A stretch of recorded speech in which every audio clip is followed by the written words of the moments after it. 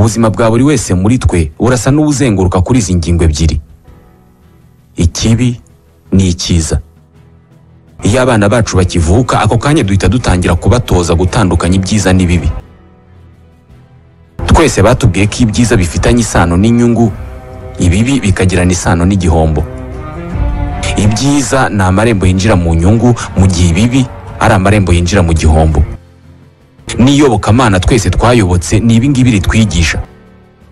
Kumenya gutandukanya ibyiza n'ibibi bisaba gutekereza, atari ugutekereza nk'ibi ngibi buri wese muri twebwe arimo gukora kano kanya, ahubwo ni ugutekereza wabigambiriye, gufata umwanya wo gutekereza ku kintu runaka ukoresheje uburyo bwo kwibaza ibibazo.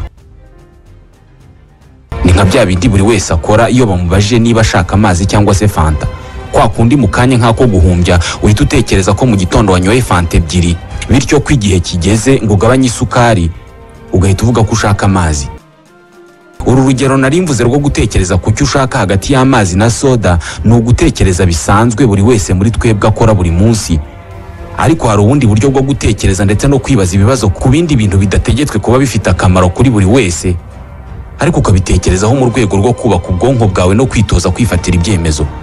Nk'ubu ngubu kano kanya wakwicara agatekereza ku bwoko bw'ikimera cyitwa ihwa, akibaza impamvu amahwa yose aba asongoye, akibaza impamvu abantu bakoze ibikwasi n'inshinge n'amaepingle akoze nk'ihwa, anakora akazi nk'akihwa ko guhandura. Kwicara ugatekereza kuri ibi bintu ubwabyo byatuma abantu bibaza impamvu wataye igihe cyawe wibaza ku kasongoye ihwa, kandi ibyo bintu bitaza kukugaburira, bitaza no gukemura ikibazo icyo ari cyo cyose mu byo ufite. Batekereza ko ufite ikibazo mu mutwe. Nyamara kuba watekereje kuri ibi bintu ugatekereza ku ihwa n'impamvu risongoye byonyine, biba byakugejeje ku ngingo yo kuba abantu barakoze ibikoresho bimwe na bimwe bashingiye ku byari biriho mu buryo kamere isi ubwayo yari yariremeye. Nko kuba ihwa ryariho ari ikimera kinifashishwa n'abantu mu kwihandura cyangwa se mu kugira ibindi batobora, bishobora kuba ari byo byahaye igitekerezo uwakoze urushinge n'utundi twuma dukora akazi ko guhandura. Imitekerereze nk'iyi ngiyi navugaga, abo mu majyaruguru no mu burengerazuba bw'isi bayihaye izina filozofi. Mu magambo arambuye, filozofi bayisobanura nk'imitekerereze ishingiye ku kwibaza ibibazo, la réflexion critique. Mu bihugu byinshi byo mu burengerazuba bw'isi, mu burezi, iyo umwana ageze mu mwaka usoza icyiciro cy'amashuri yisumbuye, nibwo mu masomo yiga hiyongeraho isomo rya filozofi. Bamwigisha gutekereza, abasanzwe atekereza, ariko noneho bakamwigisha gutekereza kuri buri kintu yumvise kugira ngo amenye neza gutandukanya ikibi n'icyiza. Iyi ni imyaka baba batekereza ko umwana arimo kwinjira mu cyiciro cy'abantu bakuru, bityo akaba akwiye kwiga gutekereza bihagije kuri buri kintu. Umwana aba agiye kurangiza ishuri akinjira mu baturage bifatira ibyemezo, bityo akaba akwiye kwigishwa kuba umuturage mwiza witekerereza. Aba agiye kuba umuturage wemerewe gutora, kandi mu matora buri wese aba agomba kwitekerereza agahitamo hagati y'umubi n'umwiza mu bakandida. Niyo mpamvu bamwigisha ibyitwa filozofi, aribwo buryo bwo kumwigisha kwitekerereza icyo abwiwe cyangwa se amenye cyose, akakibazaho ibibazo nka kubera iki kimeze uku, kimaze iki, ntagikoze byagira izihe ngaruka, ngikoze byamarira iki, ndetse n'ibindi. Nitwa Ismael Mwanafunzi. Bitekerezwa ko filozofi ari inzira ifasha buri wese kugira ubushobozi bwo kwitekerereza. Ninde wazanye ibi bintu? Ko buri wese asanzwe yitekerereza, ari nayo mpamvu buri wese abyuka mu gitondo akiyambika akagenda. Kwigisha abantu kwitekerereza aribyo byitwa filozofi, ubwo bimaze iki? Buri wese muri twe kwazi kwitekerereza, kwazi kwihitiramo ibyiza n'ibibi, akamenya ibyamugirira akamaro n'ibitagafite, akamenya icyo bimaze, akamenya ko ari byiza cyangwa se ari bibi cyangwa ko bidakwiye gukorwa. Ibi kandi bikiyongeraho akazi gakorwa n'amadini ko kwigisha abantu ikibi n'icyiza. Ibi ngibi bise filozofi, byo bimaze iki? Sinzi niba mwe mwarabibonye, ariko abantu benshi baturusha imyitwarire myiza, abantu bakunda abandi, abantu bafasha abababaye, birinda ubuhemu, bakurikiza amategeko n'amabwiriza y'igihugu n'ay'umuryango, bubaha indangagaciro zose za kimuntu, ni abantu bafite amadini babarizwamo. Ni abantu bafite imyitwarire bakura mu masomo bahabwa buri cyumweru. ariko se birashoboka ko filozofi yarema umuntu ufite iyi myitwarire ataba mu idini iryo ari ryo ryose? Amadini n'imyemerere ishingiye ku mana n'iyobokamana nibyo byonyine birema imfura? Amadini menshi ari ku isi ndetse n'ayabayeho mbere y'uko tuyizaho yigisha amahame y'agakiza gashingiye ku mana. Ntukwiye kwica kubera ko Imana yavuze ngo ntuzice. Nukurikiza aya mahame n'amategeko, Imana izaguha ibihembo. Filozofi cyangwa se iyigamitekerereze ishingiye ku kwibaza ibibazo yo yigisha amahame y'agakiza katarimo Imana, les grandes doctrines sans Dieu. Iyobokamana ryo ryigisha abantu ko ibintu byose biri uko bimeze uku nguku kubera ko Imana ariko yabishatse. Filozofi yikigisha abantu ko ibintu biri uku nguku bimeze kubera ko isi ariko yabishatse kandi nuko bigomba kumera. Agakiza kadaturuka ku Mana cyangwa se katarimo Imana nicyo filozofi yigisha. Nuramuka ufunguye inkoranyamagambo ugashakisha ijambo salut, ari ryo rivuga agakiza mu Kinyarwanda, uraza gusanga barisobanura nk'igikorwa cyo gukizwa cyangwa se gutabarwa ugakurwa mu nzara z'ikibi cyangwa se z'icyago cyari kigiye kuguhitana. Ikibazo hano cy'ingenzi ni ikihe kibi cyangwa se ni ikihe cyago abantu bagomba gukizwa cyangwa se gutabarwa? Ku banyamadini cyangwa se mwiyobokamana, icyo cyago abantu bagomba gukizwa ni ikibi cyangwa se icyaha cyangwa se urutonde rw'ibintu 10 Imana yababwiye kwirinda, kubera ko nibatabyirinda hari igihe kizagera Imana ikabakorera iyicarubozo. Igihe nikigera. Ku bafilozofe bakomeye babayeho mu Bugereki bwa kera, ikibi cyangwa se icyago abantu bakwiye gukizwa ni ubwoba bubangamiye ubuzima bw'abantu. Mu birebana na filozofi, icyago gikomereye umuntu ntabwo ari icyaha, ahubwo ni ubwoba bubangamiye imibereho yacu butubuza kubaho neza. Mu birebana na filozofi nanone, bemera ko umuntu adashobora kubaho neza, adashobora gukunda, adashobora kugira ubumuntu, adashobora kwigenga igihe cyose hari ubwoko bw'ubwoba atarakizwa. Igihe atarakira agakiza ko kuva mu bwoba butubuza kubaho neza. Iki ni nacyo gitekerezo cyari giherekeje ivuka rya filozofi y'Abagiriki mu myaka ya mbere ya Yezu. Abafilozofe batekereje ko umuntu ubwe ashobora kwikiza ubwoba bumubuza kubaho uko bikwiye. Ibyo ngibyo akabigeraho akoresheje imitekerereze yimbitse igizwe no kwibaza ibibazo byinshi, ari byo byitwa filozofi. Ubwoba butubuza kubaho neza filozofi ifasha abantu gukira ni ubwoba buri mu moko 4. Ku isi hari amoko 4 y'ubwoba abuza abantu kubaho neza. Ubashije guhangana nabwo ukabutsinda, bingana no gukizwa ibyaha. Muri filozofi hari ubwoba bushingiye ku bibi bya nyabyo biriho bizwi. Nk'urugero, ubwoba abantu batinya impanuka cyangwa se ubwoba abantu batinya intambara n'ibitero byica abantu. Ubu ni ubwoba bw'ikibi kiriho kizwi n'abantu. Ubu ni ubwoba bwa mbere butubuza kubaho neza. Ubundi bwoko bw'ubwoba ni ubwoba bita la peur physique. Ubu ni ubwoba ushobora nko kugira ikintu kigukanze nk'inkuba ikubise ukikanga. Hari ubundi bwoba bwitwa les peurs sociales, ubwoba bushingiye ku mibanire. Bwa bwoba umuntu agira iyo agiye guhura n'abantu atekereza ko badahuje imico n'imyitwarire. Bwa bwoba wagira igihe ugiye guhura n'abantu bakuru kandi bakomeye. Ubundi bwoko bw'ubwoba ni ubwoba bushingiye ku mitekerereze, babwita peur d'origine psychique. Bwa bwoba bushobora gutuma umuntu ahangayika kubera ko hari umuhango cyangwa se umugenzi atitabiriye cyangwa atubahirije. Ubu ni bwa bwoba bushingiye ku ntego umuntu agirana nawe ubwe. Ubu ni bwa bwoba bushingiye ku kuba hari ikintu wiyemeje utazigera ukora bikarangira ugikoze. Buri wese azi uko bigenda iyo aryamye mu ijoro akaza gutekereza ko ashobora kuba atafunze, akabyuka akajya kureba niba yafunze agasanga yafunze. Ubu ni bwa bwoba ugira iyo urimo gutekereza ko ushobora kuba wavuze ijambo ridakwiye mu gihe runaka cyatambutse, igihe wari kumwe n'abandi bantu. Ubundi bwoko bw'ubwoba butubuza kubaho neza nubwo bita phobie. Ubwoko bwa mbere bw'ubu bwoba cyangwa se bwa phobie ni ugutinya umwijima. Hafi abana bose bo ku isi batinya umwijima cyangwa se ikizima. Ubundi bwoba buri muri uyu muryango ni ugutinya ibintu bitakabaye bitinyitse, gutinya imbeba, amazi, gutinya ibara runaka n'ibindi. Aya moko y'ubwoba maze kuvuga nibwo bwoba bwonyine buba ku isi, kandi filozofi yemera ko gushobora kubutsinda ariyo ntangiriro yo kubaho uko bikwiye. Ku bafilozofe ubu bwoko bw'ubwoba bukwiye kurwanywa nk'uko abemeramana barwanya icyo bise icyaha. Ubwoba bwa mbere butegeka ubundi bwoba bwose buba ku isi ni ubwoba bw'urupfu. Ubu nibwo bwoba bwa mbere abantu bakwiye kurwanya. Umusizi w'umufilozofe witwaga Lucrèce mu gisigo yigeze kwandika akacyita de la nature des choses, haravuga ati mbere na mbere tugomba kwirukana no gusenya ubwoba bwa Acheron. Acheron ni uruzi rwo mu Bugiriki bitaga ukuzimu, rukaba uruzi bavugaga ko ari rwo marembo y'urupfu, le fleuve des enfers. Lucrèce rero ati tugomba guhagarika gutinya Acheron, kubera ko ubwo bwoba dutinya Acheron buragenda bugahumanya ubuzima bwose bw'umuntu, maze ibiriho byose bukabisiga umukara w'urupfu, ntibusiga icyizere na gito cyo kubaho. Ibi bisobanuye ko ubwoba bw'urupfu ari bwo bubuza abantu kwishimira iki gitangaza cyitwa ubuzima twabonye.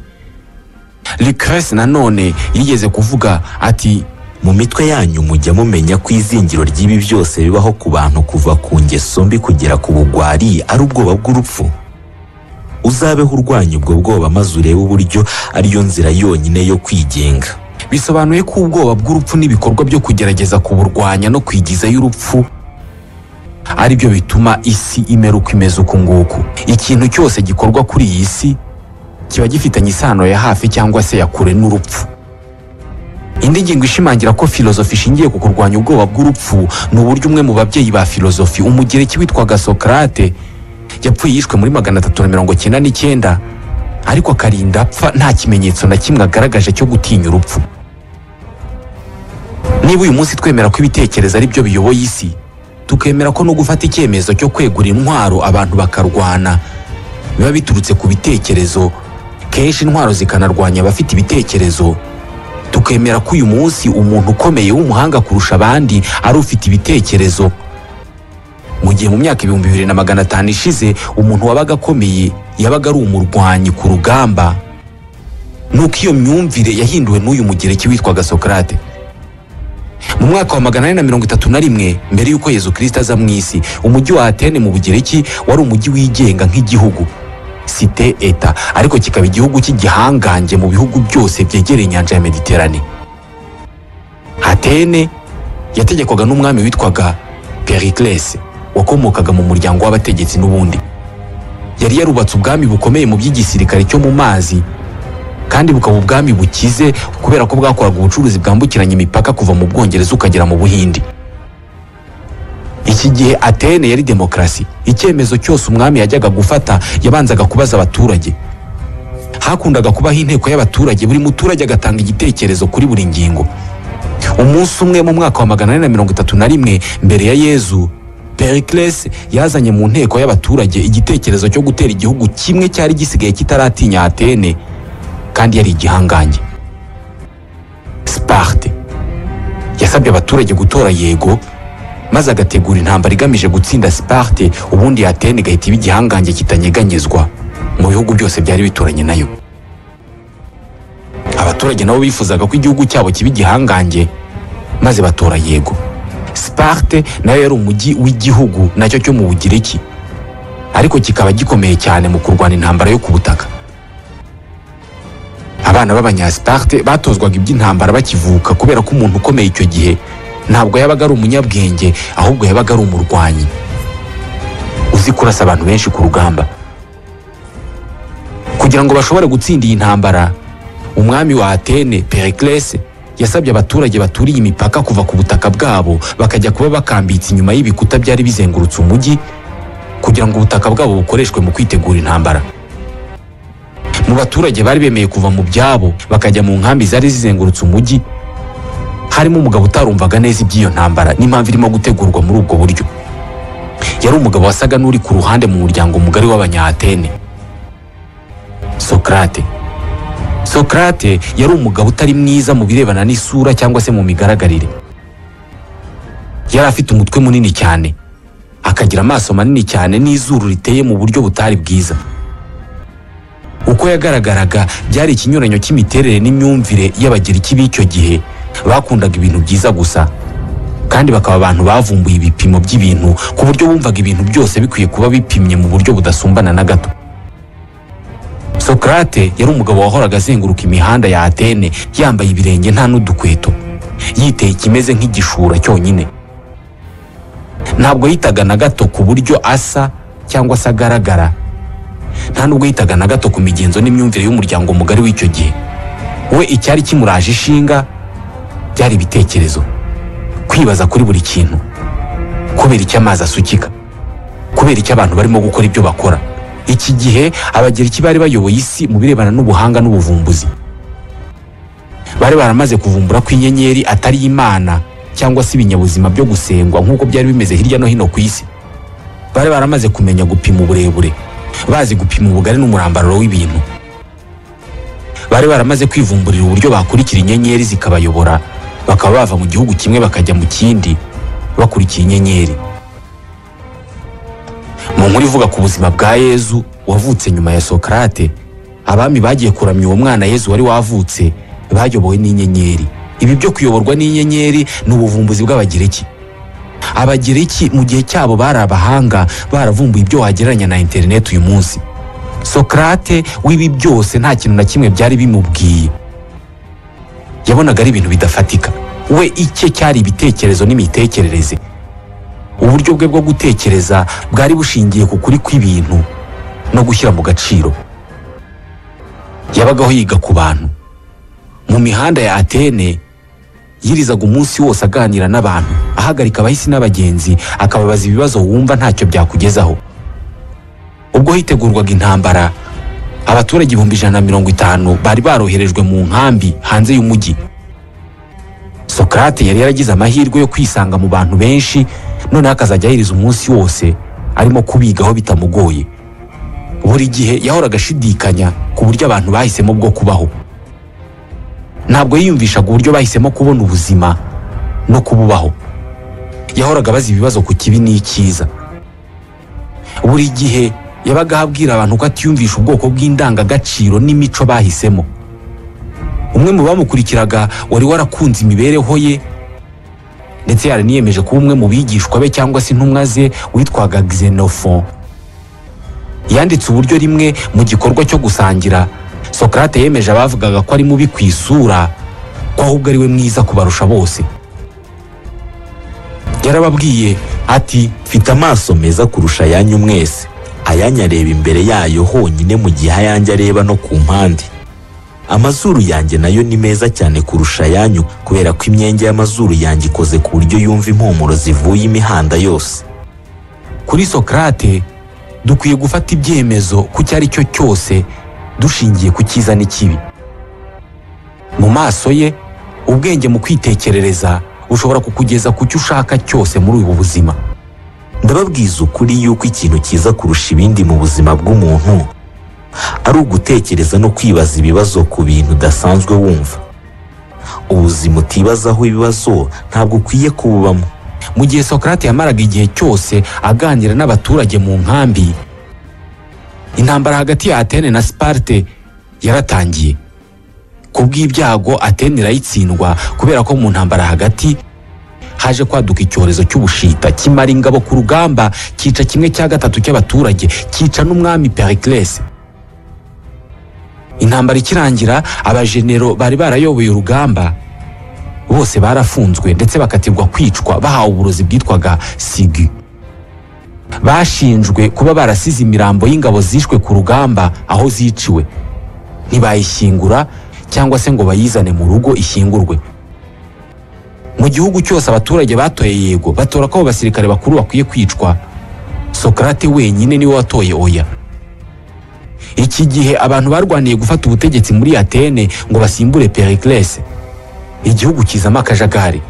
Izindi ntambara bagiye bajyamo zose barazitsindwa. Sokrate we yakomezaga kugaragaza ko adashyigikiye ibyemezo byose bigenda bifatwa n'ubutegetsi kubera ko byabaga bitatekerejweho neza, niko yavugaga. Ntabwo yemeraga ibyemezo byafatwaga. Ntabwo yemeraga imyemerere yari icyo gihe. Ntabwo yemeraga imigenzo n'imico y'Abagiriki. ntabwo yemeraga ko ari ngombwa ko igihugu cyishora mu ntambara kigamije gusa kugaragaza ubuhangange bwacyo afatwaga. Ntabwo yemeraga imyemerere yariho icyo gihe, ntabwo yemeraga imigenzo n'imico y'Abagereki, ntabwo yemeraga ko ari ngombwa ko igihugu cyishora mu ntambara kigamije gusa kugaragaza ubuhangange bwacyo. Yatangiye kuba ikibazo mu muryango mugari ndetse atangira gutungwa intoki ashinjwa kuba ari gukururira umuvumo Atene igatsindwa mu ntambara. Yarafashwe ashyirwa muri gereza, hatorwa inteko iburanisha, Socrate ajyanwa mu rukiko mu ruhame. Yahawe igihe gito cyo kwiregura ku birego byose yashinjwaga byo kurwanya no kutemera imibereho, imico, imigenzo n'imiyoborere y'Abanya-Atene. Mu kumuha umwanya wo kwiregura basukaga amazi mu kabindi, ako kabindi karimo amazi bakagafumuramo umwenge, amazi akajya anyura muri uwo mwenge asohoka yisuka mu kandi kabindi. Socrate agatangira kwisobanura ari uko ayo mazi atangiye kuva mu kabindi kamwe ajya mu kandi. Yashiramo ijambo yahawe rikaba rirarangiye. Mu rubanza Socrate ntabwo yigeze agaragaza uguhangayika na guto imbere y'abashinjacyaha. Yavuze ko ibitekerezo bye bitigeze byangiza imico, imigenzo n'imyitwarire ya Atene, ahubwo ko byatumye igihugu kiba cyiza kurushaho. Ntabwo yigeze na rimwe ashaka ko urukiko rumugirira impuhwe, ahubwo no mu iburanishwa rye yari agihangayikishijwe no kuba abacamanza ubwabo batarahinduka ngo bumve ko imibereho yose ikwiye kugengwa no gushidikanya kuri buri kintu. Yakundaga kubivuga ati ubuzima utibazaho ibibazo ntacyo bimaze kububaho. Une vie qu'on n'examine pas ne vaut pas d'être vécue pour un être humain. Bamubwiye ko bamukatiye urubanza rwo kwicwa, maze araterura ataho kugira ngo munyice, ahubwo njye ndumva mukwiye gutegeka ko iki gihugu kingaburira mu gihe cyose nsigaje ku isi kubera uburyo nafashije mu guhumura abaturage bacyo. Uhise utekereza uburyo abacamanza barebanye akimara kuvuga aya magambo? Nanjye nuko. Nibyo bamukatiye urubanza rwo kumuha uburozi bwitwa Sigu, bamusaba kuvuga ijambo rya nyuma, maze araterura ati, igihe kirageze ngo dutandukane, buri wese afata inzira ye. Njye mfashe inzira y'urupfu, mwebwe mufashe iy'ubuzima. Hagati yanjye namwe ninde ugiye kugira ejo hazaza heza? Icyo kibazo nta muntu wagisubiza usibye Imana yonyine. Yahise asubizwa muri gereza aho yari afungiwe. N'ubu ngubu aho yari afungiwe abantu baracyajya kuhasura. Akoresheje urupfu rwe, Socrate yari agiye guhindura umujyi wa Atene n'abawutuye, yari agiye guhindura imibereho y'abatuye isi bose. Umuntu wahabwaga uburozi yapfaga ababaye cyane kubera ko bwari uburozi bugera mu mubiri bukagenda buca intege buhoro buhoro ubwonko bw'uwabunyoye. Mu masaha make mbere y'uko ahabwa uburozi, Socrate yakomeje kuganira n'inshuti ze zazaga kumusura no kumuganiriza kenshi. Yafashe amazi, arakaraba, aravuga ati, ni ngombwa cyane kubanza koga mbere yo kunywa uburozi kugira ngo ndinde abagore imvune zo kuza koza umurambo. Amaze gupfa nibwo ibitekerezo n'amahame ye yakwiriye ku isi hose. Mu Bugereki yari inshuro ya mbere habaho intwari y'ubundi bwoko, intwari itari indwanyi, ahubwo ikaba umuntu ufite ibitekerezo n'imyitwarire yahindura imitekerereze n'uburyo abantu babona isi. Atene ntabwo yongeye kuba umujyi w'igihangange mu burwanyi, ahubwo yahindutse umujyi w'ubwenge, la cité du questionnement intellectuel. Wabaye umujyi w'ibiganiro mpaka, aho abahoze ari abigishwa ba Socrate bahuriraga bakaganira ku ngingo zirebana n'ubuzima. Wabaye umujyi wahuriragamo abantu bibaza ibibazo nka kubera iki ibintu bimeze uku, ni gute byahinduka. Uwitwa Plato yahereye aho ngaho yubaka ibitekerezo bigamije kubaka umuryango mugari muzima. Aristote azana ibirebana n'isi n'ibiyiriho, bityo batangije amasomo y'ibinyabuzima. Buhoro buhoro ibitekerezo byakwiriye ku isi hose. None dore uyu munsi mbere y'uko abantu cyangwa se ibihugu birwana, babanza no kugirana ibiganiro. Bisa naho umuhanga uyu munsi atari umurwanyi, ahubwo ari umuntu uzi gukoresha ibitekerezo agakemura ibibazo cyangwa se akanabyirinda. Socrate akimara gupfa, ibitekerezo bye abantu barabikunze, barabihererekanya, havuka abandi bafilozofe nabo bahimba ibindi bitekerezo. Gusa ibitekerezo bya Socrate byaje gucikamo ibice bivamo amoko menshi y'imitekerereze n'imyemerere.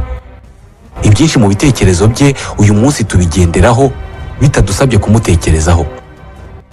Amoko atatu ya filozofi cyangwa se y'imitekerereze yakomotse ku mitekerereze ya Socrate ni ibyitwa stoicisme, epicureanisme n'ibyitwa skeptisme. Reka tuvuge kuri ibi bise epicureanisme. Iyi ni imitekerereze n'imyumvire igamije kwigisha abantu gushaka ibyishimo bidashingiye ku bintu bigaragara kandi bikaba ibyishimo bihoraho bitabaye ngombwa ko abantu babisinda. Babyita modest pleasures. Ni inyigisho zahimbwe n'umugereki Epicurus mu mwaka wa 307 mbere y'uko Yezu Kristo aza mu isi. Muri Epicureanism bavuga ko umuntu wishimye kurusha abandi ku isi ari ufite ibyishimo bidafitanye isano n'ububabare. Nk'ibyishimo bitangwa n'inzoga ntabwo ari ibyishimo by'umwimerere kubera ko bifite ububabare bubiherekeza ku munsi ukurikiye uwo wanyoyeho inzoga, ibyitwa hangover cyangwa se gueule de bois. Ubundi bwoko twari tuvuze bw'imitekerereze cyangwa se imyemerere yaturutse kuri Socrate ni ubwoko bwa filozofi bise skeptism. Socrate kenshi iyo yabaga arimo kuganira n'abantu yabaga ameze nk'aho ari we njiji ya mbere iri muri abo bantu. Yakundaga kuvuga ko ntacyo azi ndetse akabaza abantu ibibazo byinshi. Yigishaga abantu atabinyujije mu buryo bwo kubabwira ko hari ibyo abarusha akwiye kubigisha, ahubwo akabigisha bisa naho aribo barimo kumwigisha. Gukora nkaho ntacyo uzi ahubwo ko ushaka kwiga niyo mitekerereze iri mu byo bise skeptism. Ba nyiri iyi mitekerereze bumva ko umunsi wavuze ugashimangira ko ibintu bizi neza uba watangiye inzira yo guhagarika kongera kwiga ibindi ndetse no kugira ubumenyi bushya uvumbura. Bemera ko uburyo bwo kwiga bihoraho ari ukugaragaza ko ntacyo uzi kugira ngo ukomeze wige. Ubwoko bwa gatatu bwa filozofi n'imitekerereze yakomotse kuri Socrate ni ibyitwa stoicism. Iyi niyo mitekerereze ikomeye kandi yagize akamaro mu nyigisho zose abantu bakuye kuri Socrate. Stoicism ni imyumvire yigisha abantu ko umuntu urusha abandi bose bo ku isi ubwenge ari umuntu ushingira imibereho ye yose ku bibera ku isi cyangwa se ku bibaho muri ubu buzima.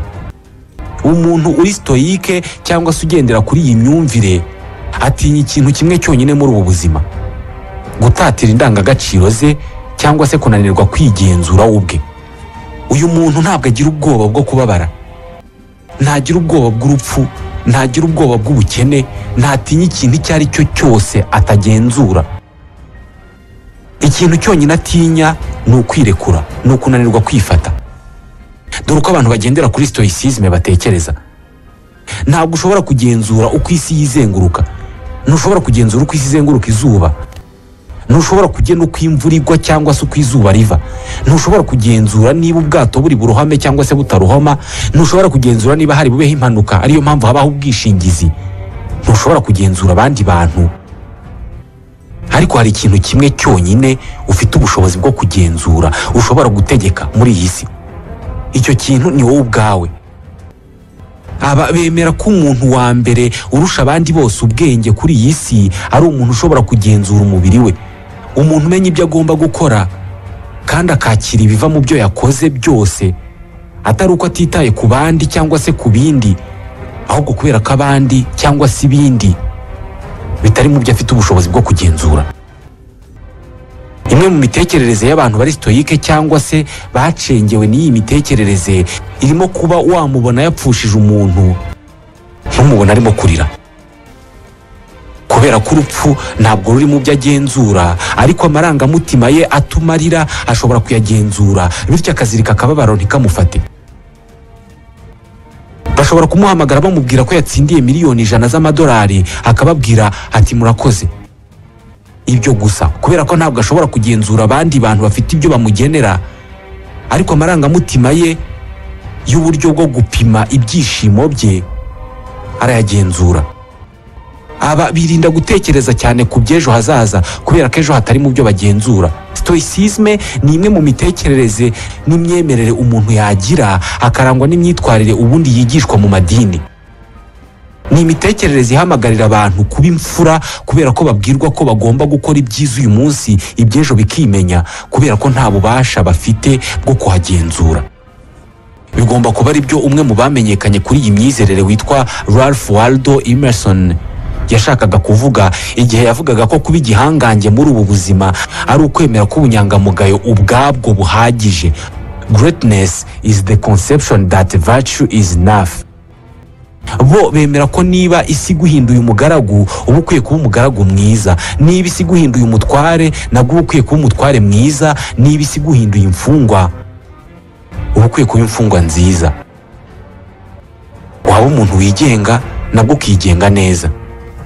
Bemera ko icyago kiruta ibindi byose byo muri ubu buzima atari urupfu, ahubwo ko icyago kiruta ibindi byose byo muri ubu buzima ari ugutakaza ubushobozi bwo kwigenzura, guhinduka umucakara w'ibyifuzo n'amarangamutima yawe. Kuri bo umuntu wananiwe kureka inzoga n'itabi cyangwa se izindi ngeso ari mu bigwari biri kuri iyi si kubera ko yananiwe kugenzura ikintu kimwe rukumbi afite ubushobozi bwo kugenzura ubwe. Usibye wowe ubwawe nta kindi kintu na kimwe ushobora gutegeka kuri iyi si, niko babitekereza. Abantu bamenyekanye cyane muri ubu bwoko bwa filozofi mu bwami bw'abami bw'abaromani babiri baruse abandi ni Epictetus na Marcus Aurelius. Epictetus yari umucakara, Marcus Aurelius yari umwami w'abami. Bombi uko ari babiri, umucakara n'umwami, bashyizeho amahame n'imitekerereze yahinduye byinshi muri iyi si. Aba nibo bashyizeho ko umuntu wese ushobora kugenzura umubiri we n'amarangamutima ye hakabaho ubuzima bugendeye ku miterere y'ibiriho, uwo muntu ashobora kuba umuntu mwiza, kandi umuntu mwiza ashobora kuba umucakara cyangwa umwami. Uyu Marcus Aurelius yari umwami w'abami w'abaromani. Ubwami bw'abami bw'abaromani mu myaka y'150 nyuma ya Yezu bwasaga n'ubutegeka isi yari izwi icyo gihe. Bivuze ko Marcus Aurelius yari afite uburenganzira n'ubushobozi bwo gutanga urupfu cyangwa se ubuzima ku ari we wese. Ijambo rye ryonyine ryashoboraga kuba itegeko. Yategetse abaromani mu gihe cy'imyaka 19 kuva mu 161 kugera mu 180. Yashoboraga gutwara amafaranga yose ashaka ku isi y'icyo gihe, yashoboraga gutwara umugore w'uwo ashaka wese, yashoboraga gushaka gusinda agasinda ubuzima bwe bwose busigaye. Ariko bitekerezwa ko kwima agaciro ibyo twebwe twese duha agaciro byatumye aba mu bami batigeze babaho nk'abami b'ubwami bw'abaromani mu gihe cyose cyabayeho. Yigeze kuvuga ati, ububasha bwose ufite buri mu mutwe wawe, ntabwo ububasha bwawe buri mu bintu byo hanze yawe. Ibi nubimenya uzabona ingufu zo gutegeka byose. Ibi nibyo yaheragaho areka guhangayikishwa n'icyo ari cyo cyose adafite ubushobozi bwo guhindura. Kuri we ibi ni ibintu byo gutekerezwaho n'uwo ari we wese.